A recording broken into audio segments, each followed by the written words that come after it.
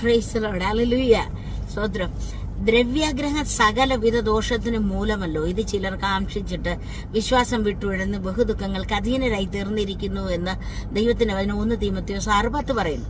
ഞങ്ങൾ ചർച്ചിൽ പോയിട്ട് വരുന്ന വഴിക്ക് ഒരു ടയർ കട കണ്ടു. അപ്പോൾ എനിക്കൊരു കഥ ഓർമ്മ വന്നു. ആ ടയർ കട കണ്ടപ്പോൾ എനിക്ക് ഇതാണ് ഓർമ്മ വന്നത്. ഒരിക്കലും ഒരു ടയർ കടയിൽ പഞ്ചർ ഒട്ടിക്കുന്ന ആ കടയിൽ ആള് തീരെ വരുന്നില്ല.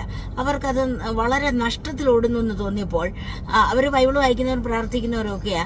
അപ്പോൾ ദ്രവ്യത്തെക്കുറിച്ചൊക്കെ അവർക്ക് ബൈബിളിലൊന്ന് പഠിക്കുക, അല്ലാതെ പഠിക്കുകയോ ഒക്കെ ചെയ്തിട്ടുണ്ട്. അപ്പൊ അവർ വിചാരിച്ചോട്ടെ, നമ്മുടെ വീട്ടിൽ ഒരു പൈസ പോലും വരുന്നില്ല, നമുക്ക് വലിയ ബുദ്ധിമുട്ടാണ്. ഭാര്യയും ഭർത്താവും കൂടെ ആലോചിച്ചു, നമുക്കൊരു കാര്യം ചെയ്യാം, രാത്രിയിൽ ഇറങ്ങി ഡ്രില്ലിംഗ് മെഷീൻ കൊണ്ട് നമുക്ക് റോഡിൽ ആണിയടിക്കുക. അതാകുമ്പം ടയറെല്ലാം പഞ്ചറായി നമ്മുടെ കടയിൽ വരും, നമുക്ക് ഇഷ്ടംപോലെ കാശ് വരും. അപ്പോൾ ആ വൈഫ് പറഞ്ഞു, ഇല്ല, നമ്മളത് ചെയ്തു കഴിഞ്ഞാൽ അത് നമുക്ക് ബുദ്ധിമുട്ടാകും, അത് ദൈവം നമ്മളെ പിന്നീട് ശിക്ഷിക്കാൻ കാരണമാകും, നമുക്ക് ചെയ്യണ്ട എന്ന് പറഞ്ഞു. ഭാര്യ പറഞ്ഞു. എങ്കിലും 2 ദിവസം അയാൾ തനിയെ ചെയ്തു. ഇഷ്ടംപോലെ സമ്മാനങ്ങളൊക്കെ ഇഷ്ടംപോലെ കൊണ്ടുവന്നു, പൈസയൊക്കെ ഇഷ്ടം പോലെ കിട്ടിക്കൊണ്ടുവന്നപ്പോൾ ആ ഭാര്യയ്ക്ക് സന്തോഷമായി. അപ്പോൾ അവർ പറഞ്ഞു, എന്തായാലും നമ്മുടെ പ്രാർത്ഥന ദൈവം കേട്ടു, നമ്മുടെ കടയൊക്കെ നല്ല ഇതായി വരുന്നുണ്ടല്ലോ എന്ന് പറഞ്ഞു.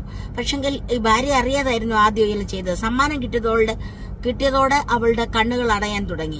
പിന്നീട് അവർ 2 പേരും കൂടെ റോഡിലിറങ്ങി ആണികൾ അടിക്കാൻ തുടങ്ങി. അനേക വണ്ടികളുടെ ടയറുകൾ പഞ്ചറാകാൻ തുടങ്ങി. ഇഷ്ടംപോലെ വണ്ടി വരാൻ തുടങ്ങി. പൈസ ഇഷ്ടംപോലെ ആകാൻ തുടങ്ങി.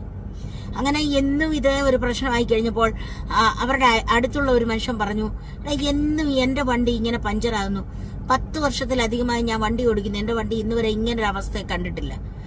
അപ്പോൾ അവർ അടുത്തുള്ള വേറൊരാളോട് പറഞ്ഞു, ഇങ്ങനെ സംഭവിക്കുന്നു, ഒന്ന് ശ്രദ്ധിച്ചോണോ എന്ന് പറഞ്ഞു. ഓക്കെ പറഞ്ഞു. പിറ്റേ ദിവസം അവര് ഇങ്ങനെ ശ്രദ്ധിക്കാൻ തുടങ്ങിയപ്പോൾ രാത്രി ഹസ്ബൻഡ് വൈഫും കൂടെ റോഡിലിറങ്ങി ആണിയടിക്കാൻ തുടങ്ങുന്നത് കണ്ടു. അപ്പോൾ അവർ അതിന്റെ വീഡിയോ എടുത്തുകൊണ്ട് പോയി അദ്ദേഹത്തെ കാണിച്ചു. പിന്നീട് അവർ പോലീസ് കംപ്ലൈന്റ് ചെയ്തു. എന്നിട്ട് എല്ലാ വണ്ടികളും ഇഷ്ടംപോലെ കാശ് കിട്ടി. ആ കംപ്ലൈന്റ് കാരണം അവരുടെ കിട്ടിയ കാശ് മുഴുവൻ അവർക്ക് തിരികെ പോലീസിന് കൊടുക്കേണ്ടി വന്നു.